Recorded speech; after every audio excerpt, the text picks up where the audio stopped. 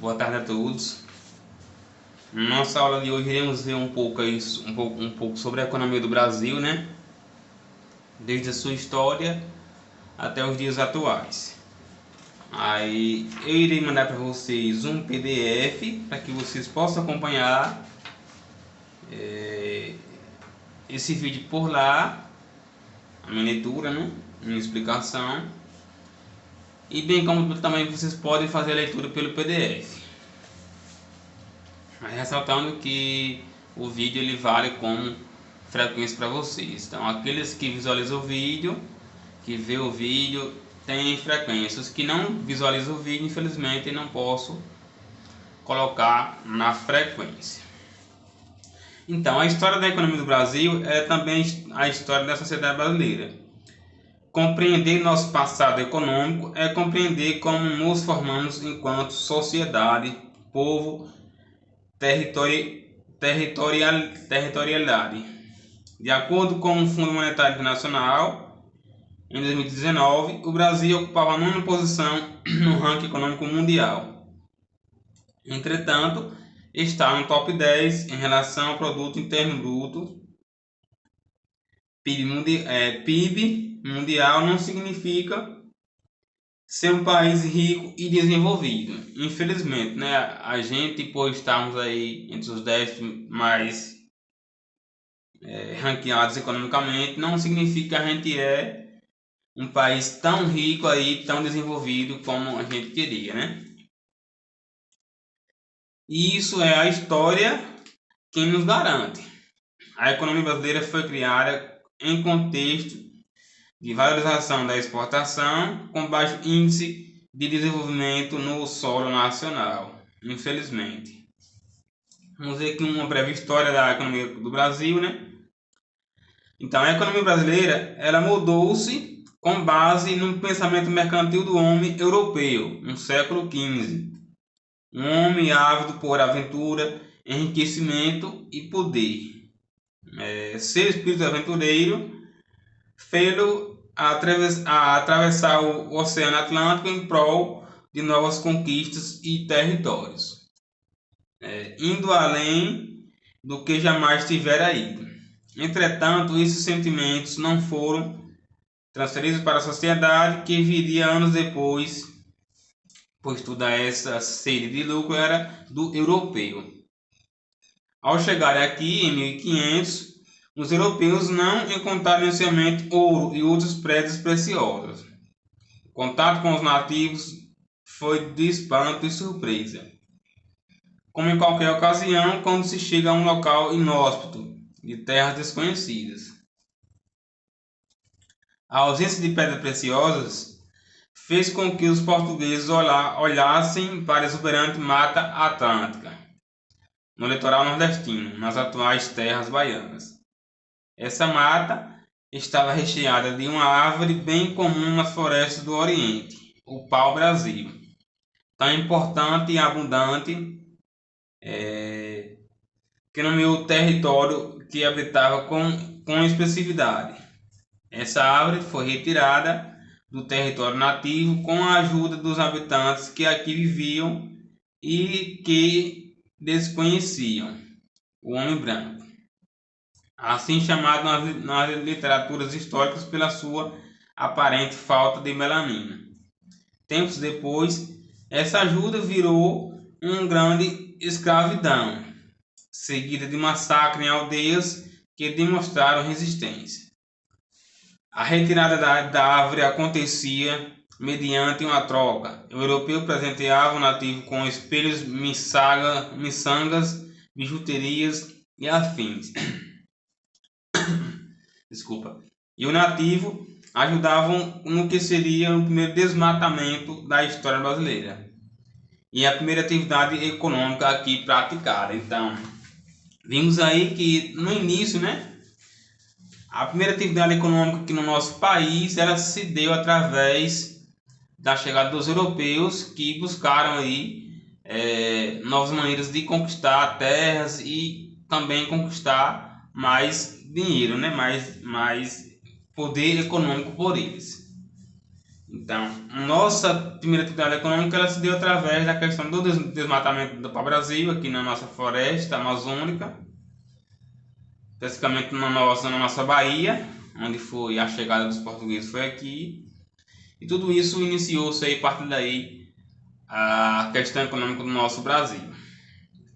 O pau-brasil que saiu do Nordeste era comercializado na Europa e em outras partes do mundo.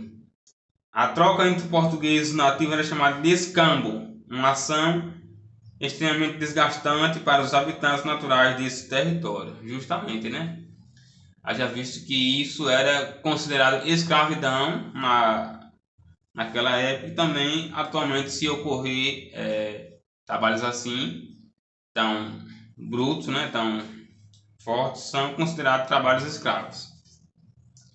Anos mais tarde, ainda no século XVI, uma segunda atividade foi introduzida, que foi o plantio de cana-de-açúcar, o qual foi possível graças ao clima tropical e o solo fértil do Nordeste do país. O açúcar naquela época era considerado um ouro branco, tamanho era seu valor. Foram tempos de desenvolvimento dos primeiros aglomerados urbanos, com destaque para o território onde hoje é o atual estado de Pernambuco. Recife e Olinda eram cidades em que a plantação de cana-de-açúcar foi um sucesso. Então você pode observar aí na nossa primeira página, né? Essa imagem aí da plantação do pau-brasil, ou da cana-de-açúcar, aqui bem próximo, no estado de Pernambuco, né? Nas cidades de Recife e Olinda. Por muitos anos, o cultivo da cana era a principal atividade econômica do Brasil. Então, passou da Mata Atlântica, que era para o Brasil, para a questão da produção da cana-de-açúcar. Isso perdurou alguns anos aí, até que viessem outras atividades econômicas. O açúcar nordestino era produzido com mão de obra escrava negra africana e exportada. Concomitantemente ao plantio, o gado era cultivado, uma espécie de atividade econômica paralela, que 5 séculos depois tornaria o Brasil o maior produtor de carne bovina para o consumo do mundo. Então, depois da cana-de-açúcar vem a plantação da pecuária, né? Da pecuária, que é a criação de gado aí, né? O Brasil se tornou 5 anos depois, aliás, 5 séculos depois, o maior produtor de carne bovina do mundo. No século seguinte, com a queda da produção açucareira e a descoberta de ouro no sudeste do país, onde hoje se localiza o estado de Minas Gerais, o Brasil se vê na produção aurífera, mais uma atividade lucrativa, que perdurou por quase 100 anos. Um tempo relativamente curto, mas que possibilitou o enriquecimento de várias pessoas e cidades. Já no século XIX, a atividade econômica predominante era a plantação e produção de café. Então vimos aí que desde o início o Brasil mudou de diversas vezes a sua questão econômica, né? Inicialmente da questão do pau-brasil, desmatamento, depois veio cana-de-açúcar, depois veio a produção lá do ouro, descoberta do ouro em Minas Gerais. Depois do ouro veio a produção do café, né, que foi no século XIX. Essa planta asiática foi a locomotiva da economia brasileira nos tempos imperiais, sendo fundamental para o surgimento do setor econômico que se desenvolveria no século passado, ou industrial. O café possibilitou o acúmulo de capital no Sudeste, favorecendo grandes investimentos privados na área industrial, que ainda era incipiente.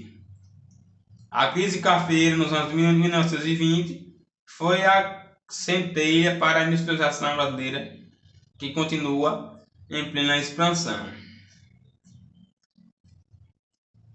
Principais atividades econômicas do Brasil atualmente. Então vamos partir agora para nossa atualidade. Vamos ver aí região por região, tipo Sudeste, Nordeste, Centro-Oeste, Sul e região Norte. Região Sudeste.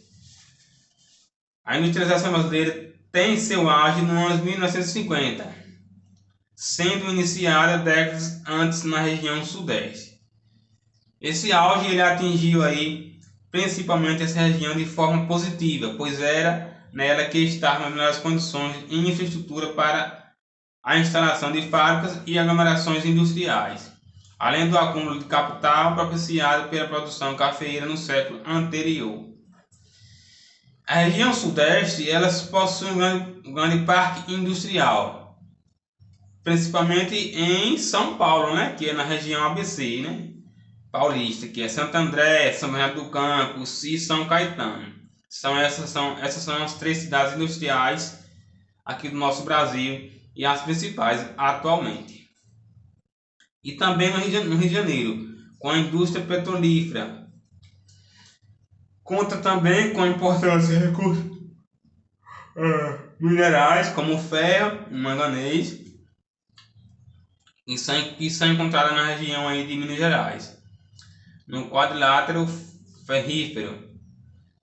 Esses minerais eles são exportados para o mundo todo via Porto de Tubarão, no Espírito Santo. Temos também o petróleo, cana-de-açúcar e sal marinho, que também estão presentes na economia da região. Hoje, o estado do Rio de Janeiro ele é o maior produtor de petróleo do país, seguido pelo Espírito Santo, e o segundo maior de sal, atrás do Rio Grande do Norte. O estado de São Paulo possui o maior cultivo de cana do país, sendo destaque internacional, pois o Brasil ele é o segundo maior produtor de etanol do mundo, atrás apenas dos Estados Unidos. Então vocês conseguem observar aí na página 2, né, a plantação de cana-de-açúcar aí na região de São Paulo.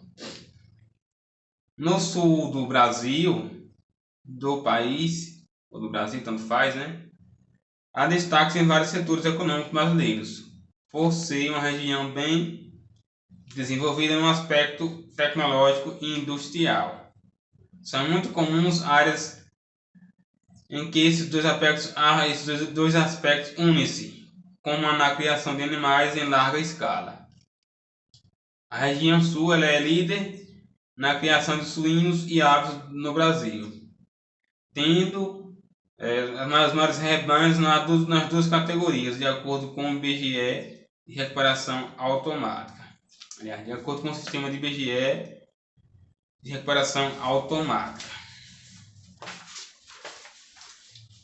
As condições climáticas da região, elas, assim como o solo fértil, favorecem a agricultura, com destaque para a produção de milho no Paraná, de maçã no Rio Grande do Sul e em Santa Catarina, além do cultivo da uva, que é marcante no Nordeste rio-grandense. Já as atividades industriais elas estão relacionadas à produção de matéria-prima, como têxteis, laticínios, frigoríficos, grãos e etc. O estado mais industrializado é o Rio Grande do Sul, com grandes complexos industriais na região metropolitana de Porto Alegre. Região Nordeste, que é a nossa região, né? No Nordeste destaca-se, fica para a zona da mata, que corresponde a uma região que abrange todo o litoral nordestino, desde o Rio Grande do Norte, lá no final, até o sul da Bahia. Essa sub-região ela possui a maior concentração de pessoas, tendo o maior número de grandes cidades, como Salvador, Recife e Natal. Dentre as atividades econômicas podemos citar o turismo, os centros comerciais, a produção de petróleo, que também tanto em terra quanto em mar, a produção de sal marinho no Rio Grande do Norte e as atividades industriais como o polo industrial de Camaçari no litoral baiano, que destaca-se também na produção de cacau na Bahia, que é responsável por 60% da produção dessa fruta no Brasil. Temos também na região centro-oeste agora, né, um pouco aí sobre a questão pecuarista, né, a pecuária que mais destaca na região centro-oeste, que é a criação, ela pode ser intensiva ou extensiva, ou seja, quando a gente fala nisso daí, a gente coloca já a tecnologia aliada à criação de animais, que é o gado confinado. Como também a criação de gado solto, né? A gente vê aqui na nossa região, que é o gado na pastagem. Geralmente, a pecuária extensiva ela é praticada nas áreas do Pantanal Mato Grossense, sendo a pecuária intensiva bastante comum em Goiás e no Mato Grosso do Sul. Aí vocês conseguem observar a imagem do gado aí na criação, né? Na região centro-oeste. Aí temos aí as indústrias, elas estão presentes em Goiás e no sul do Mato Grosso do Sul, que por ser perto da região sudeste, foram implantadas algumas indústrias nessa região.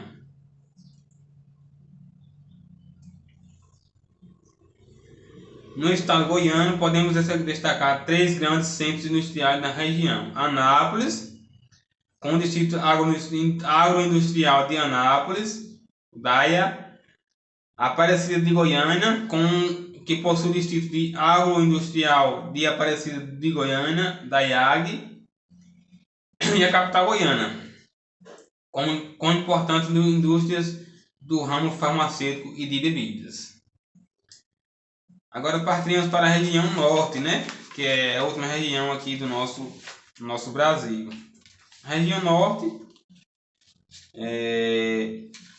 um povoamento recente, foram criados alguns órgãos governamentais responsáveis pelo seu estímulo econômico. Na década de 60, dentre eles podemos destacar a Superintendência do Desenvolvimento da Amazônia, o SUDAM, e a Superintendência da Zona Franca de Manaus, que é um grande polo importante para o nosso Brasil, né? Essa última corresponde a um grande polo industrial idealizado em 1967 e localizado em Manaus, que abriga grandes multinacionais, propiciando o enorme desenvolvimento industrial e geração de empregos para a região. Esse polo ele concentra três tipos de atividades: a comercial, a agropecuária e a industrial. A mais forte de todas é ela, né? A industrial, né? A gente percebe que qualquer produto eletrônico que a gente compra, a gente percebe que marca lá, produzido no polo industrial de Manaus, ou na Zona Franca de Manaus. De acordo com a Suframa, existem mais de 600 indústrias num polo e uma geração de mais de 500 mil empregos diretos e indiretos. As áreas de produção industrial que se destacam são eletrônicos, celulares, TVs, duas rodas, motocicletas e química, produção de matéria-prima para refrigerante. Vimos aí, né, no geral, por cada região, quais são as principais atividades econômicas. Vamos ver um pouco agora sobre a questão do PIB no nosso Brasil aí, as estatísticas econômicas do nosso Brasil. Para chegarmos aos dados apresentados a seguir, o portal do Fundo Monetário Internacional foi consultado. Portal esse que contém dados de todos os países inscritos nesse fundo, com bastante fidelidade aos números e estatísticas econômicas. Aí temos o PIB 2018, aproximadamente 1,9 trilhão de dólares, PIB per capita que era de 8.817 dólares em 2018, a taxa de juros dos bancos centrais Até maio de 2020 a taxa era cobrada 3% ao mês, e 20 anos antes, em 2000, essa taxa era 18,5% ao mês. A moeda, que todos sabem que é o real, né? Que quem criou foi o governo Itamar Franco, em 94. Essa moeda chegou a valer o mesmo quantitativo do dólar, utilizado nas transações internacionais. De acordo com o FMI, em maio de 2020, um dólar valia R$ 5,08. Temos também aqui a questão do salário mínimo no nosso Brasil, que em 2020 era de R$ 1.045, que teve um aumento de R$ 52 comparado ao ano anterior. A taxa de desemprego em 2018, segundo o índice de desempregados do Brasil, era de 11,6%.